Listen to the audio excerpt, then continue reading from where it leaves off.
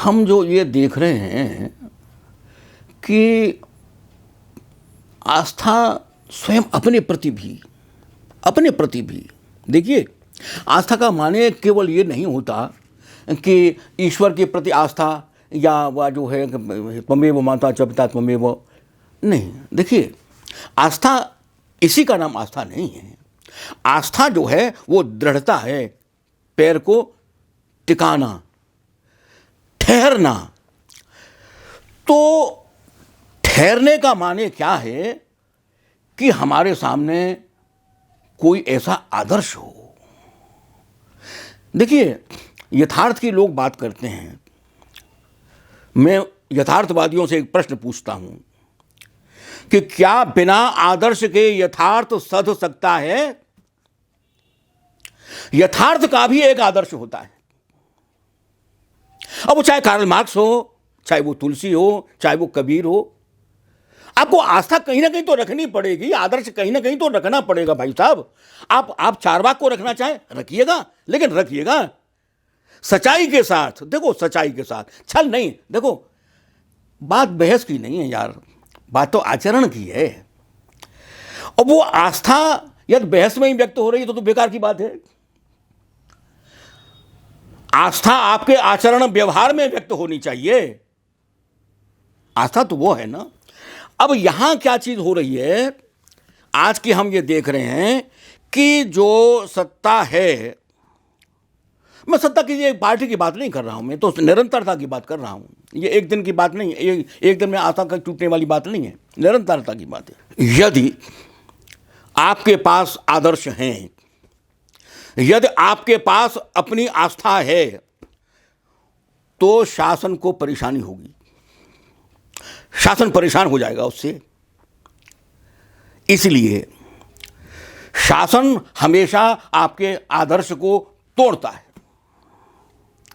आपकी आस्था को तोड़ता है, और यह कहता है कि तुम्हारी संस्कृति तो कुत्सित है, तुम्हारी संस्कृति तो निंदनीय है, और तुम भी कुछ नहीं हो। वो तुम्हारी शक्ति को तोड़ता है, तुम्हारी उस आस्था को तोड़ता है। उसका परिणाम क्या होता है कि ये महापुरुष है, नहीं ये भी बुरा आदमी है, इसमें ये दोष है, ये दोष है, ये दोष है, ये दोष है, ये दोष है, ये दोष है। वो दोष गिनाता है, आप में भी दोष गिनाएगा, क्यों? आपने उनको माना। तो इस प्रकार से आपके आदर्शों को तोड़ता है, आपकी आस्था को तोड़ता है। और जब आस्था टूटती है तो एक आदमी दूसरे आदमी से अलग हो जाता है। देखिए, आस्था होगी, जीवन में कुछ सिद्धांत होंगे, तो सामंजस्य भी होगा, एकता भी होगी, दृढ़ता भी होगी। यदि आस्था ही नहीं है, आस्था का मतलब अपने प्रति भी एक डर है, पता नहीं मैं सही हूं कि नहीं हूं, कहीं गलत तो नहीं हूं, मैं कहीं गलत तो नहीं हूं, ये संदेह, ये शक, ये क्या है? आस्थाहीनता का लक्षण है। ये आस्थाहीनता है, अपने प्रति विश्वास ही नहीं है। अपने प्रति विश्वास जब होगा तो सामाजिक एकता भी होगी। और जब आस्था नहीं है तो आप ये तो इसको भी तोड़ दीजिए, इसको भी फोड़ दीजिए, इसको जला दीजिए, इसको फलां कर दीजिएगा। माने आप एक विध्वंसक प्रवृत्ति आप में जग जाएगी। क्यों? आस्था तो आपके पास है ही नहीं है, सृजन की शक्ति आप में नहीं है। आस्था से सृजन की शक्ति आती है। आस्था यदि होगी तो आपकी वृत्ति अध्ययन में भी होगी, आपकी प्रवृत्ति ज्ञान में भी होगी, आपकी प्रवृत्ति समाज में भी होगी। यदि आस्थाहीनता है तो वो शून्य हो गया, वो क्यों हो गया? वहां कौन आएगा?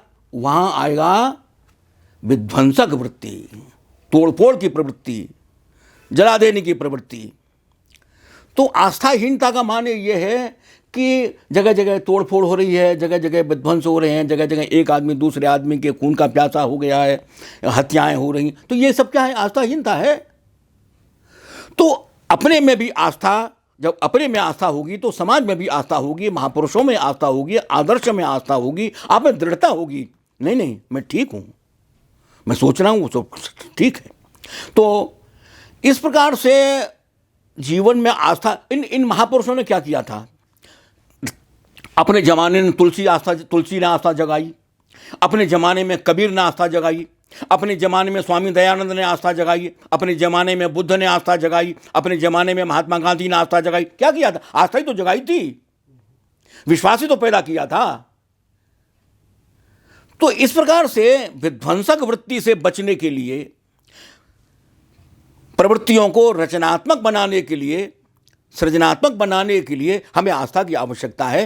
राष्ट्र का निर्माण बिना आस्था के हो सकता है क्या? अच्छा, बिना आस्था के कौन सा काम हो सकता है? आप बिना आस्था के अध्ययन कर सकते हैं? देखिए, बिना आस्था के आप परिवार को भी जोड़ नहीं सकते, वहां भी आपको आस्था की आवश्यकता होगी। तो इस प्रकार से जो आस्था है वो सामाजिक वृत्ति है, और वो व्यक्ति और समष्टि का सामंजस्य करने वाली शक्ति है। और हमें तो सबसे ज़्यादा जो आवश्यकता है वो समष्टि की आवश्यकता है, एक सम्मिलित शक्ति, एक मिली हुई शक्ति। बिना आस्था के ये कैसे हो सकता है? लोकतंत्र आस्था से ही बढ़ेगा। आपकी लोकतंत्र के सिद्धांतों में आस्था होगी तब तो लोकतंत्र स्थिर होगा।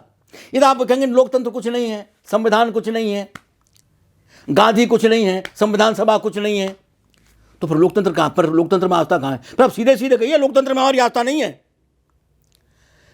जो ये सारी जो जंगली कृत्य जो हो रहे हैं, ये केवल इसलिए हो रहे हैं कि आस्थाहीनता है, इसलिए आस्था जगाने की आवश्यकता है। लोकतंत्र के लिए आस्था जगाने के लिए आवश्यकता है, संविधान के लिए आस्था जगाने की आवश्यकता है, समष्टि के सिद्धांतों के लिए हमें आस्था की आवश्यकता है, इसलिए हमें आस्था की आवश्यकता है।